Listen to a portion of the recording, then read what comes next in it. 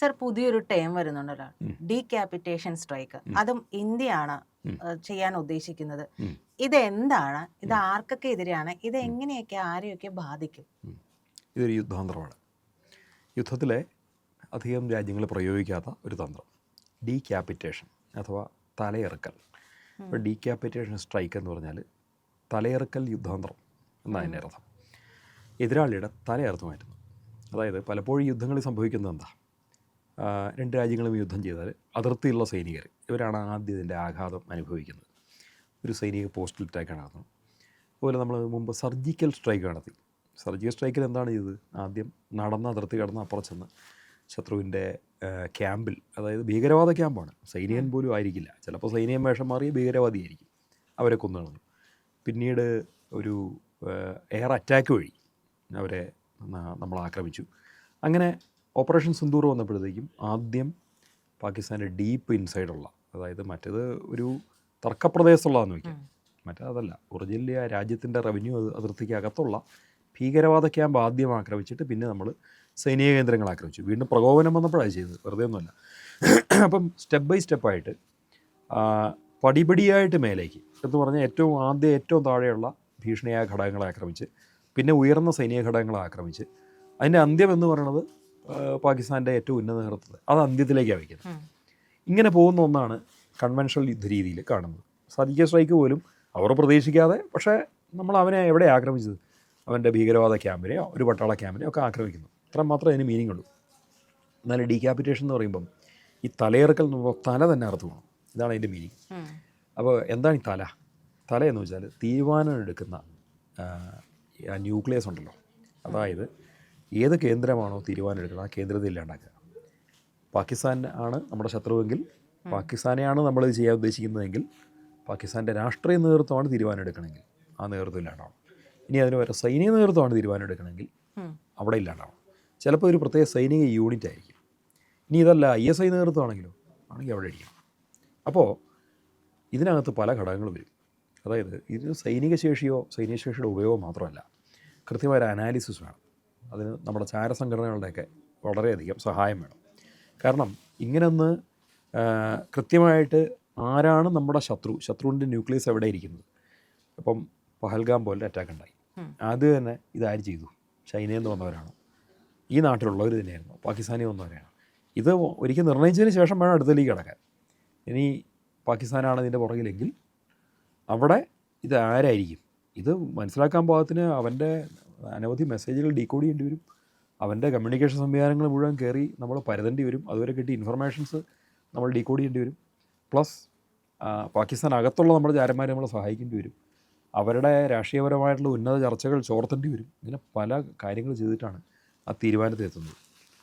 അതൊന്ന് മാത്രമല്ല, ഈ വെറുതെ ഒരു അറ്റാക്ക് ഉണ്ടായ മാത്രം ഉടനെ ഡീക്യാപിറ്റേഷൻ സ്ട്രൈക്ക് ചെയ്യുന്നൊരു മീനിങ് ഇല്ല.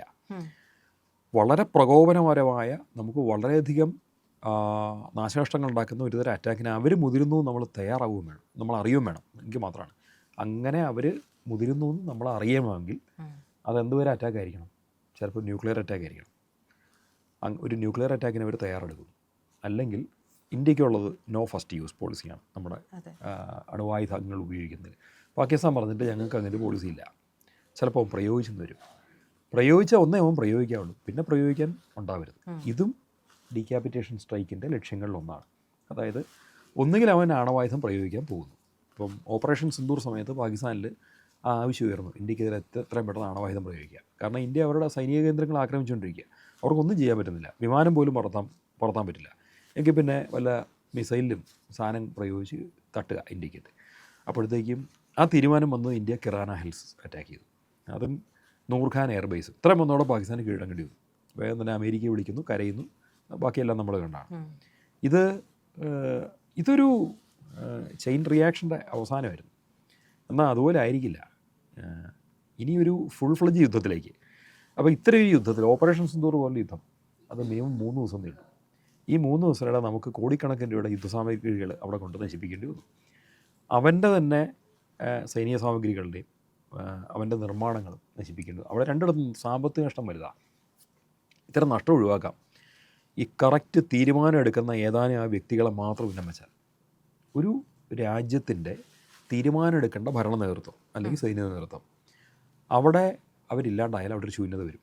അപ്പോൾ അങ്ങനെ ഒരു തീരുമാനത്തിലേക്ക് ഇന്ത്യ പോവുകയാണെങ്കിൽ സത്യത്തിൽ അസിം മുനീറും ഷെഹബാസ് ഷെരീഫും പിന്നെ ഉണ്ടാകും. ഷഹബാസ് ഷെരീഫിൻ്റെ കാര്യത്തിൽ എനിക്ക് പിന്നെ ഒരു പ്രതീക്ഷയുണ്ട്. കാരണം അത്യാവശ്യം ഈ അതായത് അദ്ദേഹത്തിന് തീരുമാനത്തിൽ പങ്കുണ്ടോ എന്ന് ആർക്കറിയാം. ഇത് നോക്കിയിട്ട് ഇത് മുഴുവൻ ഈ ഫെയിൽഡ് മാർഷലിൻ്റെ അഭ്യാസങ്ങൾ പോലെയാണ് തോന്നുന്നത്. അയാൾ തീരുമാനമെടുക്കുന്നു, പുള്ളി പണ്ട് മുഷാറഫ് ചെയ്തതിനേക്കാളും കൂടുതൽ ചെയ്യാൻ നോക്കുന്നു. ഈ പാകിസ്ഥാനിലെ കുഴപ്പം എന്താണെന്ന് ചോദിച്ചാൽ ഇവന്മാർ ഓരോ മണ്ടത്തരം കാണിക്കും ഈ സൈനിക ഉദ്യോഗസ്ഥർ. പക്ഷേ ഇതൊരിക്കലും അവരുടെ ജനങ്ങളുടെ മുന്നിൽ മണ്ടത്തരമായിട്ട് അവതരിക്കപ്പെടില്ല. അവരുടെ ഭയങ്കര വീരകൃത്യം ചെയ്ത ഒരു കഥയൊക്കെ ഇറക്കി അവരിത് വിശ്വസിക്കും. പണ്ട് കാർഗിൽ കാലത്ത് ഇതൊക്കെ നടക്കുമ്പം മുനീർ ഒരുപക്ഷെ അന്ന് കോളേജ് പഠിക്കുമായിരിക്കും, അല്ലെങ്കിൽ പട്ടാളത്തിൽ കയറിയിട്ടുണ്ടാവുള്ളൂ. അപ്പോൾ എനിക്ക് തോന്നുന്നത് അങ്ങനത്തെ ഒരു കാലത്തായിരിക്കും. അപ്പം മുനീറിൻ്റെയൊക്കെ മുന്നിൽ ചെന്നേക്കാനാ ഇന്ത്യയെ പരാജയപ്പെടുത്തിക്കൊണ്ട് വീരധീര കൃത്യങ്ങളൊക്കെ മുഷാറഫ് ചെയ്തു. അപ്പം ഇയാൾ സൈനിക മേധാവുമ്പോൾ അതിലും കൂടുതൽ ചെയ്യണ്ടേ? ഈ ഒരു നമുക്കറിയാം അവിടെ മുഷാറഫ് മണ്ടത്തര കാണിച്ചത്. അവർക്ക് വിജയമൊന്നും ഉണ്ടായില്ല, പരാജയം ഉണ്ടായത്. അവർക്ക് ഒരു പോസ്റ്റ് പോലും പിടിക്കാനും പറ്റിയില്ല.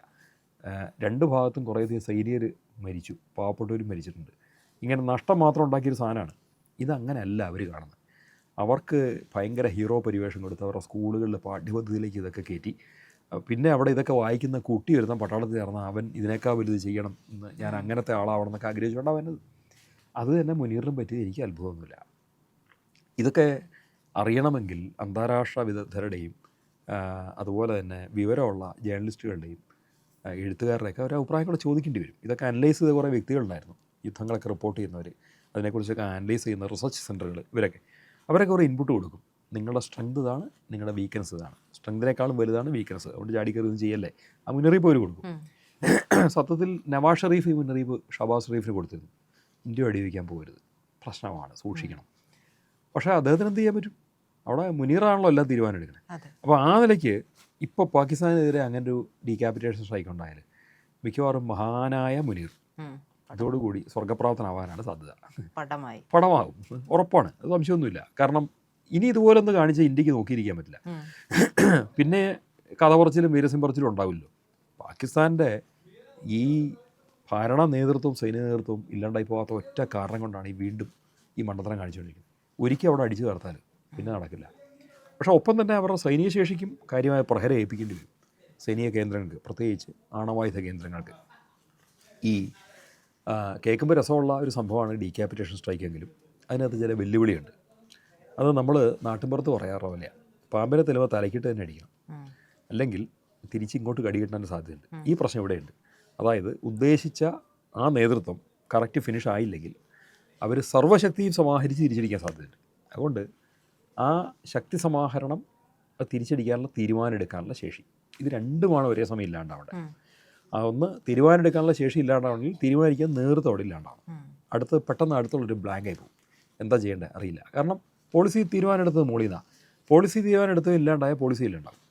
ആ പോളിസി അങ്ങനെ നിലനിൽക്കണമെന്ന് നിർബന്ധമില്ല. ചില രാജ്യങ്ങൾക്ക് നിർത്താൻ പറ്റും. അമേരിക്കയോ അല്ലെങ്കിൽ റഷ്യ, ഇന്ത്യയൊക്കെ ഉള്ള പോലെ രാജ്യങ്ങൾക്ക് പോളിസി എടുത്തിട്ടുണ്ടെങ്കിൽ നിലനിന്ന് പോകുന്ന ഒരു സംവിധാനമുണ്ട്. അതൊരു സംവിധാനമാണ്, അതൊരു സ്ട്രക്ചറാണ്. പാകിസ്ഥാൻ ഈ സ്ട്രക്ചറിലായിരിക്കില്ല പലപ്പോഴും പ്രവർത്തിക്കുന്നത്. കാരണം എന്ന് വെച്ചാൽ താൻപോരിമയും അഹംഭാവവും ഡംഭും നിറഞ്ഞ കുറേ നേതാക്കന്മാരാണ് അവർക്കുള്ളത്. അവരങ്ങ് തീരുമാനിക്കും, ഈ സ്ട്രക്ചർ നിലനിർത്തുന്നുണ്ടാവില്ല. അപ്പം അതോടുകൂടി അവർ പോയാൽ തന്നെ ആ പ്രശ്നം കഴിയും. മാത്രമല്ല അങ്ങനെ കുറേ പേരായിരിക്കും വിവിധ ഘടകങ്ങളെ കൂട്ടി യോജിപ്പിക്കുന്നത്. എന്ന് പറഞ്ഞാൽ ന്യൂക്ലിയർ കമാൻഡ്, കരസേന, നാവികസേന, വ്യോമസേന, രഹസ്യാന്വേഷണം, ഇതിനെല്ലാം കൂട്ടി യോജിപ്പിക്കുന്ന കുറച്ച് ആൾക്കാർ വേണമല്ലോ. ഈ വിഭാഗത്തിൽ ഈ സംയോജനം പോയാൽ തന്നെ അവർ പെട്ടു. പിന്നെ ആർക്കാരെ കോണ്ടാക്ട് ചെയ്യണമെന്ന് അറിയണ്ടാവും. ഇപ്പം നൂർഖാൻ എയർബേസിലെ കമാൻഡ് സെൻറ്റർ ഇന്ത്യ അടിച്ചു കളഞ്ഞവിടെ അമേരിക്കയുടെ എല്ലാ യുദ്ധവിമാനങ്ങളും താഴെ ഇറങ്ങേണ്ടി വന്നു. കാരണം എന്താ? കമാൻഡ് സെൻറ്റർ പോയി, ആജ്ഞകൾ കിട്ടുന്നില്ല, എങ്ങോട്ടാണ് പറക്കണ്ടേ അറിയില്ല. പിന്നെ വിമാനം മര്യാദയ്ക്ക് പൈലറ്റിന് ഒറ്റ വഴിയുള്ളൂ, ഇന്ധനം തീർന്നപ്പോൾ താഴെ ഇറക്കുക. അവന് പിന്നെ പണിയൊന്നുമില്ലല്ലോ, യുദ്ധം നിന്നു. ഈ ഒരു അവസ്ഥ വരും. ഇങ്ങനെ ഒന്നിലേക്ക് അവനെ കറക്റ്റ് എത്തിക്കുക എന്നുള്ളതാണ് ഇതിൻ്റെ ലക്ഷ്യം. അതേസമയം പാളിപ്പോകാൻ പാടില്ല. പാളിപ്പോയാൽ വലിയ പ്രശ്നങ്ങളുണ്ട്. ഒന്ന്, പാളിപ്പോയാൽ ഇങ്ങോട്ടൊരു അടി വരാം. ഇനി പാളി ഇല്ലെങ്കിൽ പോലും ഒരു കുഴപ്പം എന്താ വെച്ചാൽ മറുപക്ഷത്ത് രാഷ്ട്രീയ നേതൃത്വം പ്രത്യേകിച്ച് ഇല്ലാണ്ടായാൽ അരാജകത്വം വരും. ഈ അരാജകത്വം ഏത് ലോകത്ത് ഏത് രാജ്യത്തെ അരാജകത്വം വന്നാലും ലോകത്തിൻ്റെ തലവേദന എന്നുള്ള മട്ടിൽ അത് നമുക്കൊരു തലവേദനയാണ്. പക്ഷേ അവൻ്റെ രാഷ്ട്രീയ നേതൃത്വം ഇല്ലാണ്ടായാലും വലിയൊരു ഭീഷണി ഒഴിവാകും. അതിനകത്ത് രണ്ട് തരം രാഷ്ട്രീയ നേതൃത്വമാവാം. അത് പൊളിറ്റിക്കലായിട്ടുള്ള നേതൃത്വം എന്ന് പറയുന്ന ഭരിക്കുന്നവരാവാം. മറ്റൊന്ന് സൈനിക നേതൃത്വമാവാം. മൂന്നാമത് രഹസ്യാന്വേഷണ നേതൃത്വമാവാം. കാരണം ഒരു ഡീപ്പ് സ്റ്റേറ്റ് പലപ്പോഴും അതുമായിട്ട് ബന്ധപ്പെട്ടായിരിക്കും പ്രവർത്തിക്കുന്നത്. ഇങ്ങനെ ഒന്നായിരിക്കും പോളിസി തീരുമാനം എടുക്കുന്നത്. ഇങ്ങനെയുള്ള സെൻറ്ററുകൾ ഇല്ലാണ്ടാവുക എന്നുള്ളതാണ് ഇതിൻ്റെ അടിസ്ഥാനപരമായിട്ടുള്ള ആവശ്യം. അതിൽ ഏറ്റവും സുപ്രധാനമായിട്ടുള്ള ആവശ്യം ഇങ്ങനെ നേതൃത്വത്തിരിക്കുന്ന വ്യക്തികളെ തകർക്കുന്ന ഒപ്പം തന്നെ അവൻ്റെ പരമായുധ ശക്തിയായിട്ടുള്ള ന്യൂക്ലിയർ കമാൻഡുകളുണ്ടെങ്കിൽ അതിനെയും തകർക്കുക എന്നുള്ളതാണ്. ന്യൂക്ലിയർ ആയുധങ്ങൾ അവന് ഒരിക്കലും എടുക്കാൻ പറ്റരുത്. ഓപ്പറേഷൻ സിന്ദൂറിൽ ഇന്ത്യ ആ ഒരു ഇത് അനുവർത്തിച്ചായിരുന്നു. എങ്കിലും തിയററ്റിക്കലി ഞാൻ പറയുകയാണ്, പ്രാക്ടിക്കലി ആണോ എന്നറിയില്ല, തിയററ്റിക്കലി ഇപ്പോഴും പാകിസ്ഥാൻ ആണവായുധങ്ങളുടെ ഉടമയാണ്. അവർ ക്ലെയിം ചെയ്യുന്നുണ്ട് അവരൊരു ന്യൂക്ലിയർ രാഷ്ട്രമാണെന്ന് അമേരിക്ക പറയുന്നുണ്ട് എന്നൊക്കെ ഉള്ളതുകൊണ്ട് തിയററ്റിക്കലി അവൻ ഈ സാധനം വല്ലതും എടുക്കാൻ പറ്റുമെന്ന് നമുക്കറിയാമില്ല.